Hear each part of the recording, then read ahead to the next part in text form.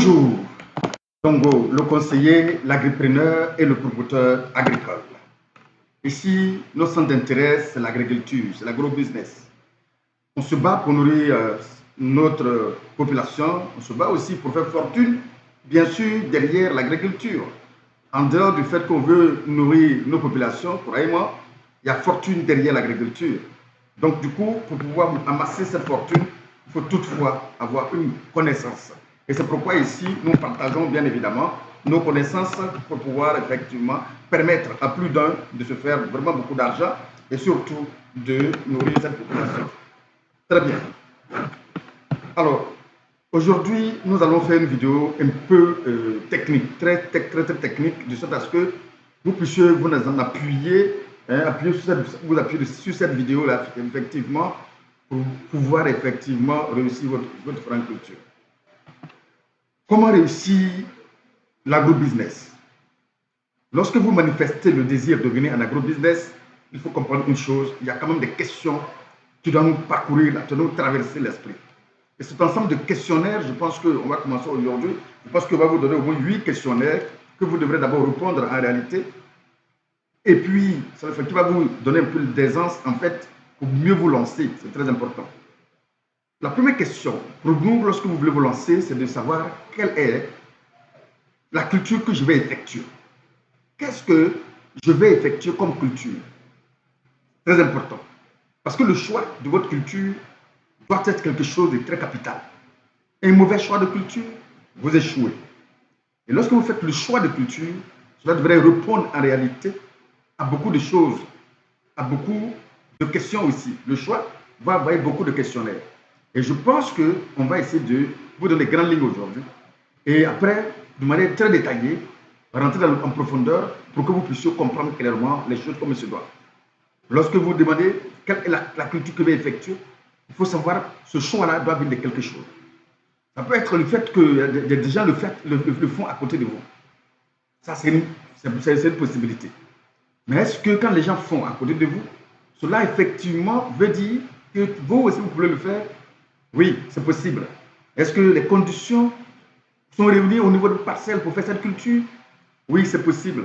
Il y a plusieurs autres questionnaires qui vont venir en ce qui concerne le choix de culture. Lorsque vous avez répondu à cette question de choix de culture, en réalité, devrait venir une autre question. Qu'est-ce qui me pousse donc à choisir cette culture? Qu'est-ce qui me pousse donc à me lancer de manière générale en agripreneuriat? Qu'est-ce qui doit me pousser donc à le faire? C'est très important de savoir ce qui vous motive à vous lancer dans l'agripreneuriat. Est-ce que c'est le simple fait que on pense qu'on a échoué et que c'est l'agriculture qui est le dernier recours? Est-ce qu'on pense qu'on peut vraiment faire de fortune derrière l'agriculture? Est-ce qu'on pense que l'agriculture est quelque chose d'avenir? Beaucoup de questionnaires doivent venir effectivement, doivent vous pousser à vous lancer. Et ce n'est pas passion, parce qu'en réalité, chaque questionnaire que vous allez avoir effectivement doit être capable de vous pousser davantage à vous lancer, à continuer le chemin. C'est très important de le savoir. Et lorsqu'on a trouvé ce qui nous pousse à le faire, il faut ce qui va nous permettre effectivement de nous armer de toutes les armes nécessaires pour pouvoir faire cette culture-là. Quelles sont les armes? Quelles sont nos motivations? Est-ce que ça me pousse vraiment à approfondir ma connaissance? Est-ce que ça va me pousser vraiment à connaître la chose, Est-ce que je pense ça comme un métier à part entier et de fait à ce que je puisse mettre les moyens nécessaires pour pouvoir maîtriser ce domaine parce que je veux faire fortune? Est-ce que j'ai une bonne référence sur laquelle je peux m'appuyer pour faire fortune, pour tenter de faire? Et parce qu'effectivement, il doit y avoir des mentors qui vous pousseront bien évidemment à vous lancer dans cette culture-là, dans cette activité, mais dans ce business. Un business aussi rentable comme vous le pensez. Autant de questionnaires. Maintenant que vous avez répondu à cette question, il y a une autre question qui doit quand même vous traverser la tête. Est-ce que j'ai les terres nécessaires pour faire cette culture? Est-ce que j'ai les terres? Les terres, c'est quoi? Pour moi, c'est le support de votre travail. Et ces terres-là, est-ce que lorsque je vais les obtenir, est-ce que ce sont mes parents qui m'ont cédé cette parcelle? Si ce sont mes parents, est-ce que j'ai pu prendre soin de vérifier s'il n'y a pas de conflits familiaux derrière cette terre? Est-ce que tous les parents sont unanimes de me donner cette terre? Si ce n'est pas de terre, moi-même, de manière, disons par héritage, est-ce que je peux m'en procurer? Comment? Acheter tout ce que vous connaissez doit venir rentrer en ligne de compte pour vous permettre de vous donner les armes nécessaires. Lorsque vous avez les terres, même la question va venir maintenant, c'est quoi? Est-ce que, bien évidemment, j'ai la main-d'œuvre nécessaire pour faire ce travail? Est-ce que j'ai la main-d'œuvre nécessaire pour faire ce travail? Si oui, quelle est la main de cette main-d'œuvre? Est-ce que cette main-d'œuvre est vraiment locale?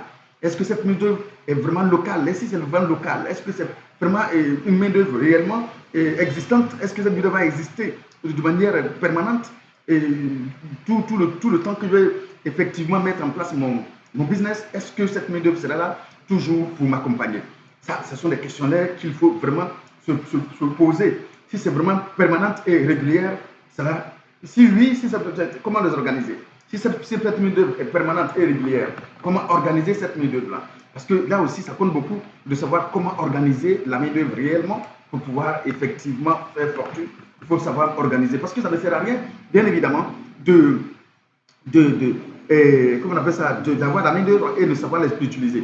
Il y avait des gens qui ont embauché des gens sur leur parcelle. Les gens s'en vont chercher là et ils les payent chaque fin de mois. Pourvu qu'ils fassent figuration sur la parcelle, ça s'arrête là. Ils s'en vont chercher leur rat. Chaque jour que Dieu fait, ils tuent 2, 3, 4 rats. Ils viennent, ils ont leur petit salaire, qui va osciller entre 30 à 40 000 francs. Ils ont ça avec leur rat qu'ils ont toujours. Ils sont tranquilles, ils n'ont pas de problème avec quelqu'un. Mais quand tu vas sur la parcelle, rien n'a changé, c'est la même chose. Donc tout ça, est-ce que j'ai la possibilité d'organiser cette main-d'œuvre-là? Lorsqu'on n'a pas la main-d'œuvre sur la parcelle, là où on va faire le business, est-ce qu'en réalité, j'ai une autre deuxième méthode pour avoir la main-d'œuvre? Si je dois l'avoir, où trouver la main-d'œuvre? Combien ça me coûter réellement? Est-ce que ça me coûter de l'argent pour aller chercher la main-d'œuvre ailleurs pour envoyer? Si ça me coûte de l'argent, à combien je peux évaluer pour que je puisse rester dans ma marge bénéficiaire que je cherche? Est-ce que cet ensemble de coûts-là ne va pas vraiment augmenter les chiffres au point même qu'à la fin, je ne sortirai rien sur la marge bénéficiaire? Toutes ces choses doivent être vraiment dans votre pensée. C'est très important d'avoir ces questionnaires. Je pense que c'est toutes ces questions que je vais poser, je vais les développer après, chaque vidéo par vidéo, pour que vous puissiez vraiment vous retrouver et puis faire réussir facilement votre projet. Maintenant, lorsqu'on a évalué le coût, est-ce que le transport va me coûter combien? Est-ce que ça peut me coûter encore une autre fortune pour les transférer sur la parcelle? Du coup, tu parles de transport, on va parler maintenant de la nourriture. Est-ce que tous ces paramètres-là, quand je vais évaluer, ça va me revenir à combien réellement? Est-ce que ça ne va pas trop surcharger les coûts de réalisation de mon projet? Maintenant, il faut parler maintenant de l'accessibilité de votre parcelle. Est-ce que j'ai l'accessibilité nécessaire au niveau de ma parcelle? Est-ce que les gens peuvent aller facilement? Est-ce qu'ils peuvent envoyer tout simplement le matériel sur la parcelle à tout moment de la journée aussi facilement? Est-ce que les gens peuvent sortir, rentrer facilement? Est-ce que aussi également, si quelqu'un est malade, on a la possibilité de se faire sortir? Si ce n'est pas le cas, est-ce que j'ai besoin d'un moyen de déplacement? La logistique va s'imposer aussi effectivement. Est-ce que si je n'ai pas une logistique, est-ce que ça me sera rentable, ça me sera moins rentable? Tout ça, ça doit être évalué. Parce que moi, par exemple, lorsque il y a des gens qui ont acheté des parcelles dans la zone ici, lorsqu'on veut déplacer, ne serait-ce que toi pour te déplacer, pour aller dans la parcelle, on prend une moto en location. La moto seule nous prend entre 10 000 à 25 000 francs pour se déplacer pour aller sur la parcelle. Pas parce que c'est très loin, mais c'est parce que, puisqu'il n'y a pas de voie et moyen pour entrer sur la parcelle, effectivement, ça coûte très cher parce qu'ils ont une possibilité pour eux de se faire beaucoup d'argent. Donc, ils vont vous faire coûter beaucoup d'argent. Donc, du coup, ça, quand je rentre, par exemple, moi, quand je rentre effectivement avec une location qui avait coûté 20 000 francs, 17 000 francs et 15 000 francs, immédiatement, j'ai trouvé la nécessité de trouver une moto. Parce que, en réalité, je ne veux pas acheter une voiture sachant que j'ai besoin d'une moto. Parce que si je les vois, par exemple, pour arriver ici, il y a ces motos qui peuvent accéder facilement, à quoi ça servirait d'aller acheter une moto? Donc, ce qu'il vous faudra, c'est en fonction de votre parcelle, en fonction des conditions que vous avez, l'environnement que vous avez choisi, votre moyen de déplacement. C'est très important de savoir aussi, effectivement. Lorsque je me pose toutes ces questions, il faudrait maintenant que je me pose la question de savoir est-ce que tout ce que je viens d'avoir comme questionnaire, est-ce que les moyens que j'ai pu mobiliser effectivement pour faire ce travail, est-ce que ça reste toujours dans la fourchette? Est-ce que mon capital reste toujours intact? Est-ce que ça va maintenant, est-ce que ce travail peut permettre de commencer ce business effectivement du début jusqu'à la fin sans que ça soit une interruption en cours de route? Tout ça doit être évalué de sorte à ce que lorsque vous commencez, bien évidemment, ce ne soit pas comme les autres qui viennent effectivement, qui vont être budget dans leur esprit. Je te dis que c'est trop, sans évaluation réelle sur le terrain, effectivement, qui se disent que c'est trop d'argent pour eux pour pouvoir réussir. Ils se rendent compte vers la fin, le terrain a tout pris sur argent et parfois, et ce sont les hommes de terrain qui sont accusés. Malheureusement, c'est parce qu'il n'y a pas une évaluation, un bon suivi. Malheureusement, c'est parce que ce n'est pas une bonne étude réellement autour de cela pour pouvoir effectivement vous permettre d'évaluer et de vous lancer correctement. Alors, pour ce faire, nous sommes à votre disposition. Nous tentons comme nous pouvons de vous aider.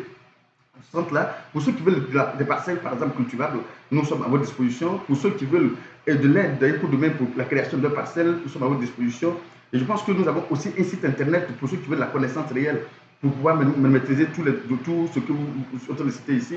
Nous avons un site internet où nous allons vraiment étaler ça, tout ce que nous sommes en train de citer, lettre par lettre, de sorte à ce que cela puisse vous aider vraiment à vous lancer aussi facilement. C'est très important d'aller sur le site ks-agro.com. C'est un site effectivement qui va vous permettre bien évidemment d'avoir toutes les connaissances nécessaires pour, dans tous les domaines de l'agriculture, de l'élevage, de tout ce que vous connaissez, va vous aider. On a des vrais articles qui répondent effectivement aux réalités actuelles du terrain et puis du coup, cela va vous aider vraiment à vous en sortir. Donc, on a toutes ces questions posées maintenant, on a des réponses, on se dit, maintenant, on a le capital nécessaire, on peut se lancer, on peut aller du début jusqu'à la fin, c'est très important. Maintenant, la question est, est-ce que maintenant j'ai les compétences nécessaires pour me lancer? Moi-même, est-ce que j'ai les compétences nécessaires pour lancer ce projet? Alors, si oui, Dieu merci. Est-ce que j'ai la connaissance nécessaire de la chose que je suis en train d'effectuer?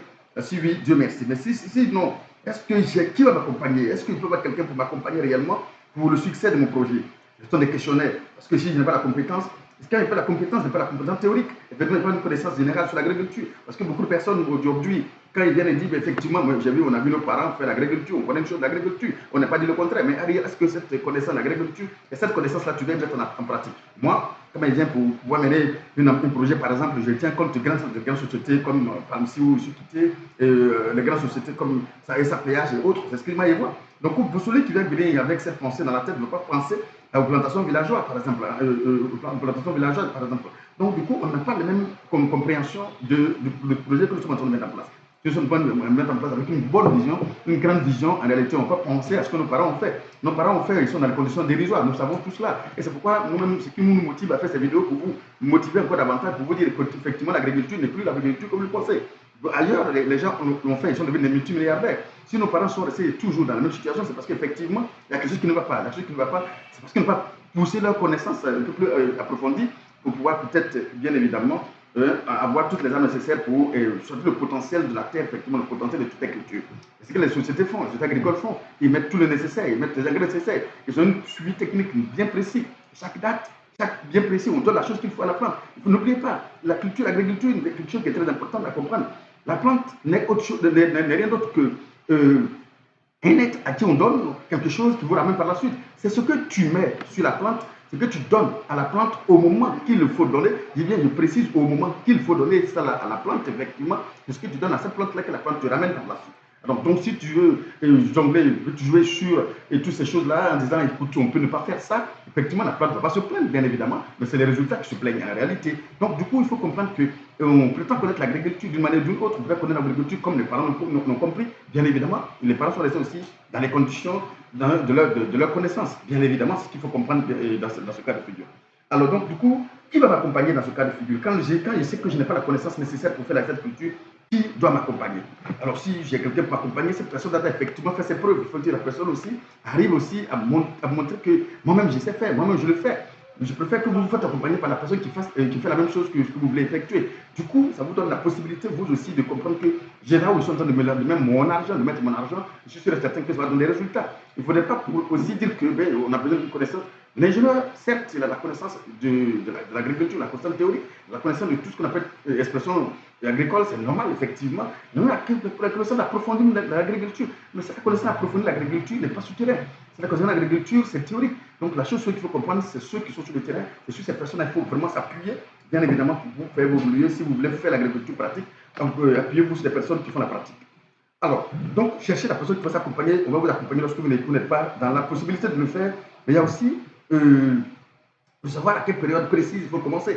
Quand tu ne sais pas à quelle période précise il faut commencer ton activité, tu risques de tâtonner. Bien évidemment, il faut d'abord connaître comme pas de l'agriculture, ça veut dire qu'il y a une période bien précise à laquelle il faut faut faire telle ou telle culture. Parce que je connais ma culture, je vais effectuer, je connais la période à laquelle je dois effectuer, je dois respecter le calendrier culturel.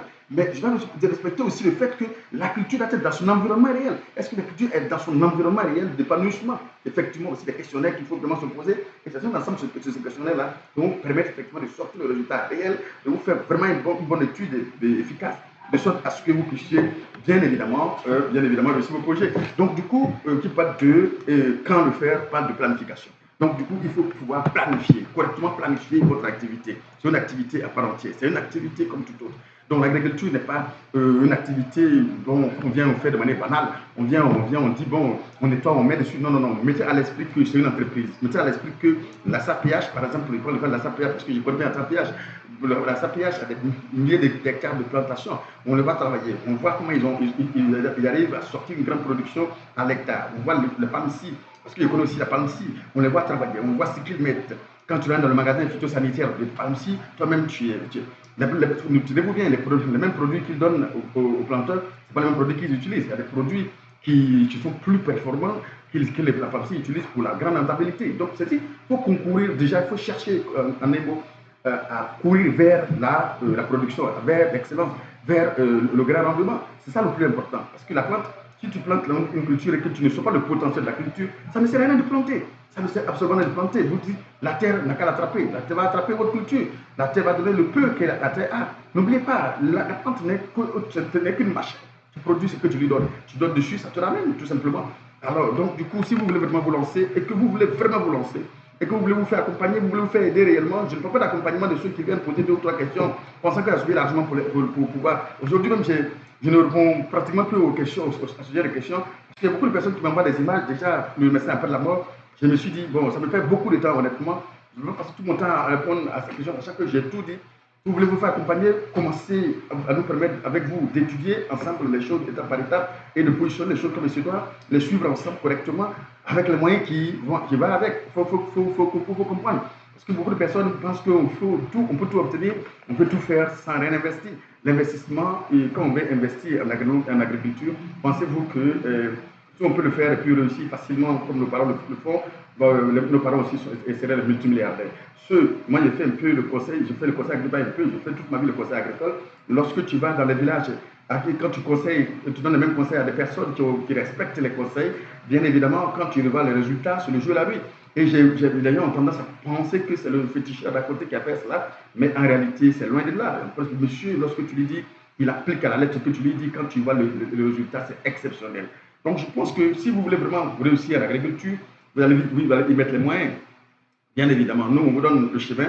Si vous voulez nous contacter, notre téléphone est ouvert. Si vous voulez aussi effectivement contacter nos sites ks-agro.com, je pense que vous allez avoir toutes les informations nécessaires nous concernant pour vous aider bien évidemment à vous accompagner, à vous aider aussi également à réussir vos projets. C'est le même Dongo. Encore une fois, à bientôt pour une autre vidéo.